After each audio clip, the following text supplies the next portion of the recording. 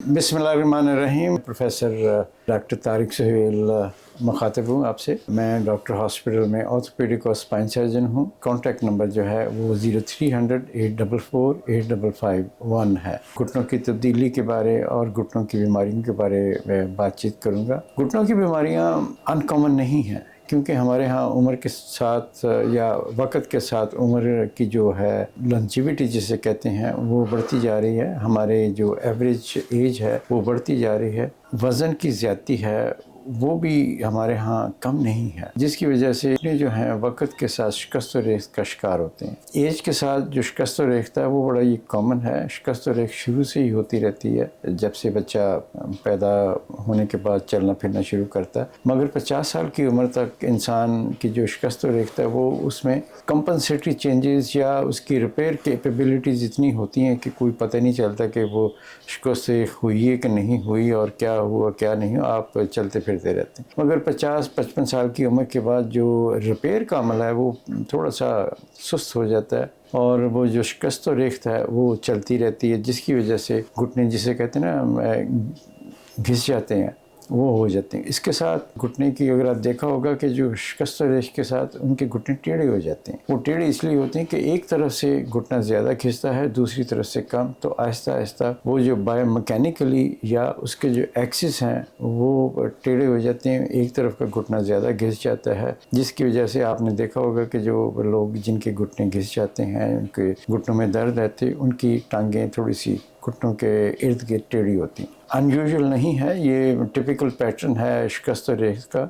इसके साथ इन मरीज़ों में उनकी जो चलने फिरने की सलाहियत है वो भी कम हो जाती है, क्योंकि उसके अंदर दर्द होती है और दर्द के अलावा उसके अंदर जो रेंज ऑफ मोशन है, जो जितना वो घुटना काम करना चाहिए उतना करता नहीं है। और सबसे बड़ी जो बात हमारे यहाँ होती है कि वो मरीज़ नमाज पढ़ना छोड़ देता है नीचे ज़मीन पे बैठ के। वो अत्तहियात नहीं बैठ सकते, वो अत्तहियात पे बैठने की बजाय वो कुर्सी पे या तख्त पोश पे या सोफे पे आ जाते हैं नमाज के लिए, जो मेरे ख़्याल में हमारे यहाँ एक कंसर्न भी है मरीज़ों का कि जी वो बात नहीं बनती, जो मज़ा नहीं आता जो ज़मीन पे अत्तहियात पे बैठ के सजदा करने में आता है। बात भी सही है। दर्द के साथ आहिस्ता आहिस्ता चलने में दुश्वारी, फिर उस उठने बैठने में दुश्वारी, फिर इस तरह इनसे अगर देखा जाए तो ये सीढ़ियाँ उतरने चढ़ने में बड़ी मुश्किल होती है, क्योंकि सीढ़ियाँ उतरते वक्त आपके घुटने का जो चपनी है वो बाकी घुटने के साथ का टकराव और उसका जो मूवमेंट का अमल है वो ज़्यादा होता है, जिसकी वजह से वो दर्द भी ज़्यादा होता है। सो आहिस्ता आहिस्ता ये मरीज़ जिनके घुटने में दर्द शुरू हो जाती है, जिसमें शिकस्त रेख होती है, इसमें दर्द के अलावा रेंज ऑफ मोशन लिमिटेड हो जाएगी, इनके चलने फिरने में मुश्किल हो जाएगी, सीढ़ी उतरने और रोज़मर्रा के काम करने में भी मुश्किल हो जाती है। वो फिर आहिस्ता आहिस्ता ये मरीज़ इनको देखा जाए तो वो कहते हैं कि जिसमें आवाज़ें आती कड़कड़ कड़कड़, क्योंकि जो दोनों सतह जो है ना वो रफ़ हो जाती हैं, जिसकी वजह से वो आवाज़ें मुख्तलिफ़ किस्म की। बाज़ का ये भी होता है चलते हुए लगता है मरीज़ों को कि वो शायद गिर ना पड़े, या उसमें अटकन आ जाती है कि जो घुटना है वह एक जगह पे आके किसी को रुक जाता है, फिर वो चल पड़ता है। रफ़ से होने के बाद उसके जो टुकड़े हैं वो दरमियान में जोड़ के फंसते हैं, तो वो जिसकी वजह से वो अटक जाता है या उसमें एकदम शदीद दर्द होती है, फिर वो दर्द शदीद जो है वो ठीक भी हो जाती है, उसी को आप उसको हिलाते जलाते हैं। तो ये सारी चीज़ें जो हैं ये उम्र के साथ, ये उम्र का तकाज़ा है। ये उम्र के साथ जैसे जैसे उम्र बढ़ती रहती है तो उसमें ये घुटने भी शिकस्त रेख का शिकार होते हैं, उसमें ये सारी दर्दें होती हैं।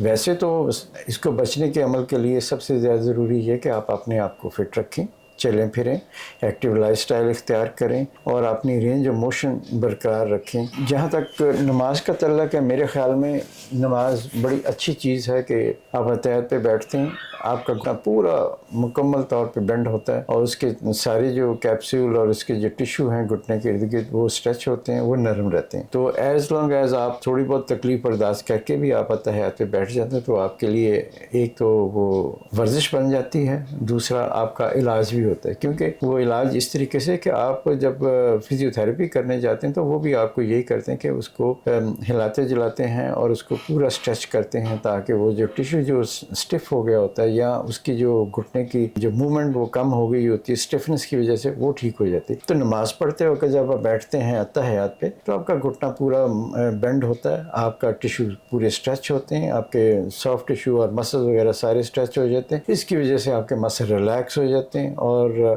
گھٹنے میں درد بھی مقابلتاً کم رہتی ہے اور گھٹنا جلدی خراب نہیں ہوتا۔ اس کے علاوہ اور جو طریقے ہیں فزیو تھیراپی، جو میں نے بتایا کہ فزیو تھیراپی کا اپنا ایک عمل ہے، وہ گھٹنے کے درد اور اس کی جو اسٹیفنس یا ریڈیوس رینج آف موشن ہے اس کو بہتر کرتا ہے، اور فزیو تھیراپی کرنی چاہیے۔ وہ ایک قسم کی ایکسرسائز ہے، وہ آپ گھر میں ہی کر سکتے ہیں۔ اور دوسرا، میں نے نماز کی افادیت، تہیات پہ بیٹھنے کی افادیت آپ کو بتائی ہے کہ وہ بہت ضروری ہے گھٹنے کے لیے۔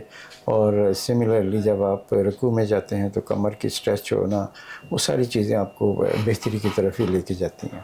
میڈیسن کا رول ایک حد تک ہے بھی ہے۔ آپ جب یہ درد ہوتی ہے یا اسٹفنس ہوتی ہے تو میڈیسن آپ لے سکتے ہیں، اس سے یہ آپ کو ایک قسم کی ہیلپ ہو جاتی ہے، درد کم ہو جائے گی، آپ چلنا پھرنا بہتر ہو جائے گا، آپ کا ایکسرسائز کرنا بہتر ہو جائے گا، آپ کا اٹھنا بیٹھنا بہتر ہے۔ اس لیے درد کی دوائی لینی چاہیے، مگر اس کو مسلسل لینے کی ضرورت نہیں ہے۔ آپ لیں، 1-2 دن لیں، پھر چھوڑ دیں، پھر 1-2 دن لے لی۔ آپ اپنی مرضی سے اس کو ایڈجسٹ کر سکتے ہیں۔ ان دا مین ٹائم آپ ایکسرسائز کریں، فزیو تھیراپی کریں۔ اگر آپ اتحیات پہ بیٹھ سکتے ہیں تو بیٹھیں، اگر آپ اتحیات پہ نہیں بیٹھتے یا گھر کے اندر ہی آپ جسے کہتے ہیں چونکڑی مارنا، وہ آپ چوکڑی ماریں، کراس لیگ بیٹھیں۔ اور اسی طرح آپ جسے کہتے ہیں پیروں پار بیٹھنا یا اکڑوں طریقے سے بیٹھنا، وہ زیادہ ضروری ہے۔ وہ اس لیے کہ آپ کا ایک قسم کا بچوں کے ساتھ کھیلتے کھیلتے آپ اس میں آپ کے گھٹنے بھی اسٹریچ ہو جاتے ہیں، آپ کے کولے اسٹریچ ہو جاتے ہیں، آپ کا ٹیشو سپل اور دوسری جو سب سے ضروری اور آج کل یہ بڑی فیکٹ اس کی جو افادیت ہے یا اس کی امپورٹنس ہے، وہ بہت اہمیت بہت ہو گئی ہے، آپ کا وزن کا بڑھنا۔ وزن کا بڑھنا ایک تو خاندانی بھی ہے، بہت سارے خاندان ہمارے ہیں جو ان کے جو اوپر سے نیچے سارے بچے بڑے بزرگ سارے دیر اوور ویٹ ہیں۔ اگر آپ اتنے ایکٹیو نہیں رہتے، چلتے پھرتے نہیں ہیں، آپ اپنا سیڈنٹری لائف سٹائل ہے کہ آپ بیٹھے رہتے ہیں، کمپیوٹر پہ کام کیے، وہیں پہ بیٹھے، وہیں پہ کھایا، وہیں پہ پیا، وہیں پہ سو گئے، تو اس سے ظاہر وزن ہی بڑھے گا۔ اور ان حالات میں جو دیکھا جائے کہ وزن کا ایز سچ جو رول جو ہے وہ نارمل ہیومن بینگ جو ہے نا، ایوریج اس کی 70 کلو گرامز کے ارد گرد باڈی ویٹ ہوتا ہے۔ اس باڈی ویٹ کے ساتھ آپ کا جو چلنا پھرنا اور اٹھنا بیٹھنا، باقی جوڑوں کی جو شکست اور تو وہ جتنی ہونی چاہیے اتنی ہی ہوتی، مگر جیسے ہی آپ کا وزن بڑھنا شروع ہو جاتا ہے، آپ کے چلتے پھرتے وقت آپ کے جو گھٹنوں کے اوپر جو وزن پڑتا ہے یا اس کے اوپر جو زور پڑتا ہے وہ بہت زیادہ ہوتا ہے، اور کئی گنا ہوتا ہے آپ کے وزن سے زیادہ۔ اور جیسے جیسے وزن پڑتا جاتا ہے آپ کے اوپر گھٹنوں کے اوپر وزن زیادہ پڑتا ہے، اس کے اوپر سٹریس زیادہ پڑتا ہے، جس کی وجہ سے جو کارٹلیج جو ہے اس کی ویئر اینڈ ٹیئر شروع ہو جاتی ہے جلدی۔ اور جیسے بھی وزن بڑھتا جائے گا وہ آپ کا جو ویئر اینڈ ٹیئر کا پروسیس ہے وہ بھی تھوڑا سا زیادہ ہونا شروع ہو جائے گا۔ اس وجہ سے وزن کا کم ہونا آئیڈیل لمٹ کے اندر اگر ہو جائے تو اچھی بات ہے، اگر نہیں ہوئے تو اس کو جتنا آپ مینٹین کر سکتے ہیں کریں۔ اور اس کے ساتھ ایکٹیویٹی کا ہونا بڑا ضروری ہے، کیونکہ جوائنٹ کی جو بھی صحت ہے کھانے پینے کے علاوہ آپ کی ایکٹیویٹی کے اوپر منحصر ہے۔ اگر آپ ایکٹیو لائف سٹائل خیال رکھیں گے اور ایکٹیو لائف سٹائل رکھیں گے اور چلیں پھریں گے، آپ سیڈنٹری لائف سٹائل نہیں ہوگا آپ کا، تو آپ کے جوڑ بھی ٹھیک رہیں گے، نرم رہیں گے، اس میں کوئی اسٹفنس نہیں ڈیولپ ہوگی، تو آپ کی صحت، جوڑوں کی صحت جو ہے وہ ٹھیک رہے گی۔ اس کی وجہ سے شکست و ریخت کا عمل جو ہے وہ کسی حد تک دیر سے عمل پیرا ہوگا۔ اس کے علاوہ کچھ ہمارے جینیٹک ایلیمنٹ یا جسے موروثی عناصر کہہ سکتے ہیں، کہ جسے کہتے ہیں کہ یہ ایک خاندان سے یا ایک لڑی سے دوسری لڑی تک بیماری جاتی ہے، یہ ایز سچ کوئی موروثی نہیں ہے، مگر ایک خاندان کے اندر اس کا جو کولیجن ہے یا اس کا جو ٹیشو ہے کارٹلیج کا یا جوڑوں کا، وہ صحیح نہیں ہوتا، وہ جلدی شکست ریخت کا شکار ہو جاتا ہے۔ یہ ایک خاص قسم کے بیماریاں ہوتی ہیں، یا ایک قسم کے کارٹلیج یا اس کے جو کولیجن فائبر ہیں وہ صحیح نہیں ہوتے کچھ خاندانوں میں، جس کی وجہ سے ان کی شکست و ریخت بڑی جلدی چھوٹی عمر میں شروع ہو جاتی، اور وہ اسی خاندان کے ارد گرد ہی گھومتے کہ وہ سو مریض آپ کو بتاتا ہے کہ جی میرے جو ارد گرد رشتہ دار ہیں انہیں سے بڑی چھوٹی عمر سے جوڑ خراب ہو گئے۔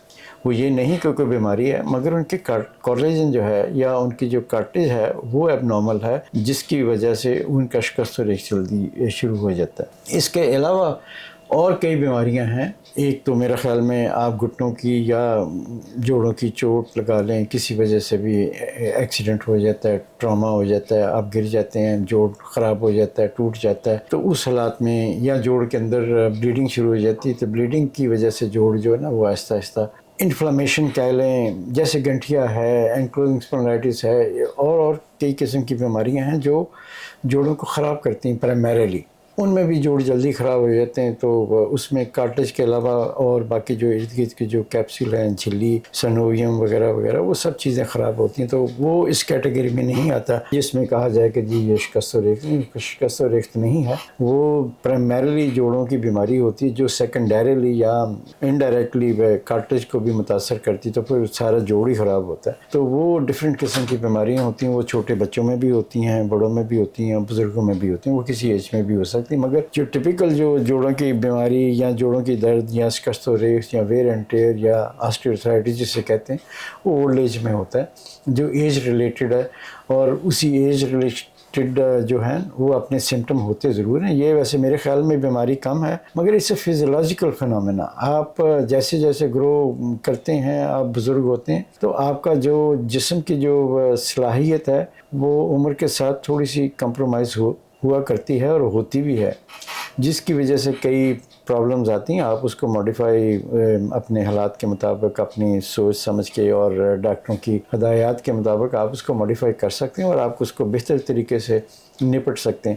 سو میرے خیال میں یہ ایجنگ پروسیس بیماری نہیں ہے, مگر کچھ حالات میں جوڑ اتنے خراب ہو جاتے ہیں کہ ان کو کسی میڈیکل ٹریٹمنٹ کی ضرورت پڑ جاتی ہے, جو فزیوتھیراپی بھی ہے, جو میڈیکل ڈرگس بھی ہیں, پین کلر ہے, سوزش کو کم کرنے کی دوائیاں ہیں, سرجری بھی ہے. سرجری میں آپ کو مختلف قسم کے آپریشن ہیں, جو سب سے جو کامن ہے وہ جوڑ کا بدلنا ہی ہے. جوڑ کا بدلنا ایسا کوئی وہ مشکل نہیں ہے, ہم روٹین میں کرتے ہیں, اور آپ مریض کو دوسرے دن اٹھا کے چلانا پھرانا شروع کر دیتے ہیں, اور عام طور پہ وہ انڈیپینڈنٹ واکنگ ہفتے 10 دن میں شروع کر دیتے ہیں. جہاں تک لوگوں میں مس کانسیپٹ ہے, جوڑوں میں درد بڑی ہوتی ہے, آپریشن کے بعد جوڑ بدلے جاتے ہیں.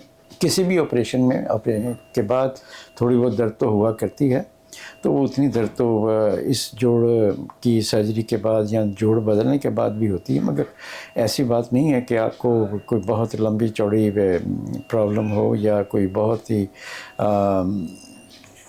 درد ہو جو بندہ برداشت نہ کر سکے.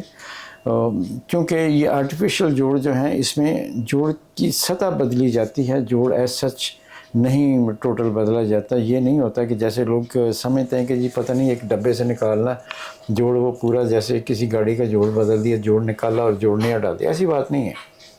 یہ جوڑ کی جو سطح جو ہوتی نا وہ رف ہو جاتی, وہ ایروڈ ہو جاتی, وہ ایبزارب ہو جاتی. آپ اس کو سطح کو نیا سطح ڈال دیتے ہیں, تو وہ سطح کی جو ریپلیسمنٹ ہے اس کو جوڑ بدل نہیں کہتے ہیں. باقی جوڑ کی جو ہڈیاں ہیں وہ اسی طرح برقرار رہتی ہیں, اور جوڑ کی سرجری کے درمیان آپ اس کی الائنمنٹ وغیرہ وہ ساری چیزیں جو ٹیڑھا پن ہوتا ہے وہ ساری چیزیں کریکٹ ہو جاتی ہیں, اور آپریشن کے بعد آپ کو آسانی سے آپ چلنا پھرنا شروع کر دیتے ہیں. اور ہم تو مریض کو آپریشن سے اگلے دن کھڑا کر کے کمرے کے اندر چلانا پھرانا شروع کر دیتے ہیں. اس کے بعد گھر جا کے بھی آرام کرنے کی ہم نہیں کہتے, اور ہم کہتے ہیں کہ جی گھر کے اندر بھی آپ چلیں پھریں اور دن بدن زیادہ سے زیادہ چلیں, تاکہ ہفتے 10 دن تک جب ٹانکے نکلتے ہیں آپ should be ambulant on your own. تو عام طور پہ مریض اگر ہمت کریں, اگر موٹیویٹڈ ہوں, تو وہ ہفتے 10 دن کے اندر انڈیپینڈنٹ واکنگ کر رہے ہوتے ہیں. پھر اس کے بعد ان کو گھٹنوں کو بینڈ کرنا اور ان کی جو مسل اسٹرینتھنگ ایکسرسائز ہے وہ تھوڑی بہت ان کو سکھا دی جاتی ہے, تو وہ کرتے رہتے ہیں. میرے خیال میں یہ بڑا اچھا سرجیکل عمل ہے. اس میں آپ کی جو بہت حد تک آپ کی جو آپریشن سے پہلے یا آپ کی ارلی ایج کے اندر جو آپ کی موبلٹی تھی وہ واپس آ جاتی ہے. آپ چلنا پھرنا شروع کرتے ہیں, آپ گھر کے اندر چلیں پھریں, سیڑھیاں اتریں چڑھیں, باہر آئیں جائیں, شاپنگ کریں. آپ کی زندگی ایک قسم کی بدل جاتی کہ آپ یہاں پہ آپ کمرے میں بھی نہیں, گھر کے اندر بھی نہیں چل پھر سکتے تھے, اور مشکل ہوتی تھی, درد ہوتی تھی, جس کی وجہ سے درد کے ساتھ ڈپریشن اور اس قسم کی چیزیں ہوتی ہیں کہ بندہ پریشان ہوتا ہے کہ جی میں کس پرابلم سے پہ گیا. تو وہ درد آپ جب ختم ہو جاتی ہے تو وہ آپ کی زندگی ہی بدل جاتی ہے. آپ دوبارہ سوشل ایکٹیویٹیز میں شروع ہو جاتے ہیں, ملنا جلنا لوگوں سے, آنا جانا باقی رشتہ داروں اور دوستوں سے, شادی بیاہ پہ آنا جانا شروع ہو جاتا ہے. اور آپ کو جو جہاں تک تعلق ہے کہ جی لوگ سمجھتے ہیں کہ پتہ نہیں اس کے بعد زندگی کیا بدل جائے گی, نہیں آپ کی زندگی پازیٹیو وے میں بدلے گی. اور صرف ایک آدھی لمیٹیشن ہوتی کہ آپ زمین پہ بیٹھنے کا منع ہوتا ہے, اور دوسرا یہ ہے کہ آپ کو کموڈ استعمال کرنا. یہ دو ہی چیزیں لمیٹیشنس ہوتی ہیں. ادروائز مریض سیڑھیاں اترے چڑھے, گھر آئے جائے, باہر آئے جائے, شاپنگ کرے, گھر کے اندر جو بھی ایکٹیویٹیز جو ہوتی ہیں وہ اس میں اپنے آپ کو انوالو کرے. تو اس میں بہت حد تک آپ کا جو لائف سٹائل ہے وہ بالکل پہلے کی طرح آ جاتا ہے. تو اس کے ساتھ درد نہیں ہوتی. تو اس میں میرا خیال ہے کہ یہ بڑا فائدہ مند آپریشن ہے, اور میرے خیال میں کروانا چاہیے. ہمارے ہاں توہمات اور اس کی جو ہوتی ہیں نا یہ بہت ہیں, تو میرے خیال میں ان کو گریز کرنا چاہیے. آپ کو اگر گھٹنے کی پرابلم ہے آپ ضرور کانٹیکٹ کریں. اگر آپ کو آپریشن ہے تو آپ کو ضرور کروانا چاہیے. اور اگر کوئی اور سرجری, چھوٹی سرجری جیسے آرتھوسکوپی ہے, اس میں ہم گھٹنوں کے اندر سے صفائی کر دیتے ہیں تاکہ جو بعض کا اتنا نہیں خراب ہوتا کہ جوڑ بدلنا پڑے, مگر اس کے اندر چھوٹے چھوٹے ٹکڑے تنگ کرتے ہیں اور یا اس کے اندر سوزش تنگ کرتی ہے, تو آپ اس کو آرتھوسکوپی کے لیے اس کو صفائی وغیرہ کر سکتے ہیں, جس سے خاصا عرصہ پھر بھی گزر سکتا ہے. تو یہ چھوٹی چھوٹی چیزیں ہیں. جہاں تک ایک دوسرا کانسیپٹ ہے کہ جی لوگ کہتے ہیں کہ یہ ٹیکے لا دے ساڑھے گوڈے سے. عام طور پہ ٹیکے جو لگائے جاتے ہیں دو کے, ایک تو جیل ہوتی ہے جو قدرتاً اللہ تعالیٰ نے بنائی ہوتی ہے جوڑ کے اندر.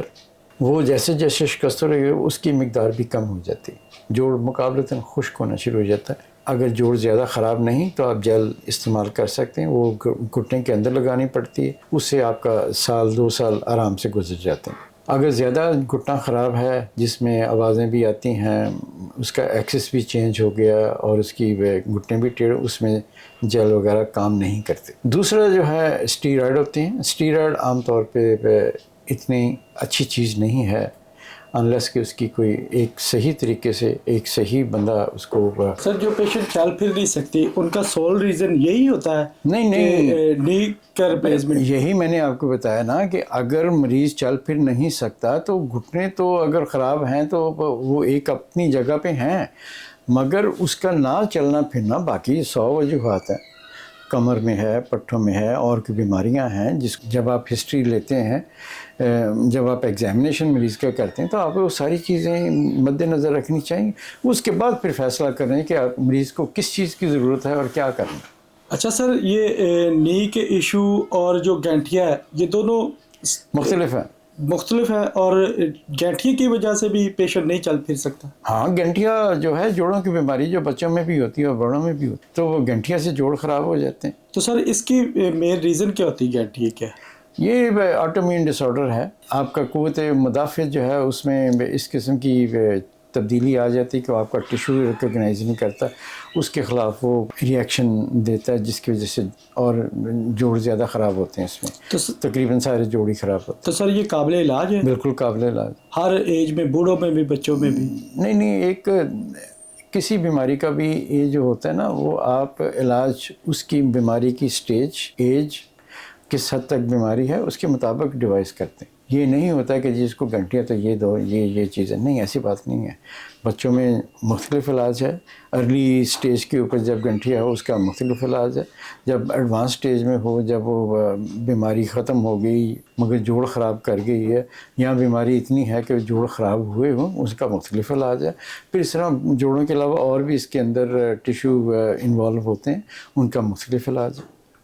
اچھا سر, یہ جو جن کے نی ریپلیس کیے جاتے میڈیسن کتنی دیر تک دی جاتی ہے یا فور دی لائف ٹائم؟ نہیں, میڈیسن تو کوئی ایسی خاص دینے کی ضرورت نہیں. فزیو تھراپی وہ کریں, ایکسرسائز کرتے رہیں, چلیں پھریں, اور کبھی کبھار کوئی تھوڑی بہت درد ہو تو وہ پیناڈول بس بہت ہے. تو سر نی ریپلیسمنٹ کی کوئی پیچیدگیاں بھی ہو سکتی ہیں؟ پیچیدگی ہر آپریشن کی ہوتی ہے اور ہر چیز کی ہوتی ہے، اس کو پیچیدگی کو مد نظر رکھنا چاہیے، اور میرا خیال ہے کہ جو بھی آپ کا ڈاکٹر ہے وہ اس چیزوں کو خیال رکھے گا کہ جی یہ پیچیدگیاں ہو سکتی ہیں، اور مریض کو بتا دیا جاتا ہے کہ یہ چیزیں ہو سکتی ہیں، تو مگر عام طور پہ ہوتا نہیں ہے، اسٹریٹ فارورڈ آپریشن ہے، کوئی اس میں پرابلم نہیں ہوتی۔ گھٹنوں کے مریضوں کے لیے آپ کا پیغام کیا ہے؟ اپنے آپ کو ایکٹیو رکھیں، چلیں پھریں، اگر آپ جو چل پھر کے کام کر سکتے ہوں چل پھر کے کریں، اور تھوڑی بہت ایکسرسائز کا جو ہے عمل دخل اپنی زندگی میں رکھیں، اور آپ کے ٹھیک رہیں گے۔ جوڑ جو ہے آپ اپنے ان کا حرکت پوری کریں، اور میرے خیال میں جوڑوں کے لیے اور مسکوسکیلٹل ہیلتھ کے لیے نماز کا پڑھنا، نماز کا ادا کرنا اور صحیح طریقے سے ادا کرنا بڑا ضروری ہے۔ جیسے میں نے بتایا کہ آپ رکوع میں جاتے ہیں، آپ اتحیات پہ بیٹھتے ہیں، سجدے میں جاتے ہیں، آپ کی کمر بھی ٹھیک رہتی ہے، آپ کے گھٹنے بھی ٹھیک رہتے ہیں، آپ کے مسلز بھی ٹھیک رہتے ہیں، اور آپ ہر لحاظ سے بہتر حالت میں رہتے ہیں، اور نماز آپ کو ایک بہتر اپارٹ فرام ریلیجس ایک فزیکلی بھی جو ہے نا، یہ میڈیکل پوائنٹ آف ویو سے آپ کو بہتری کی طرف ہی لے کے جاتی ہے۔ Thank you very much. Thank you G.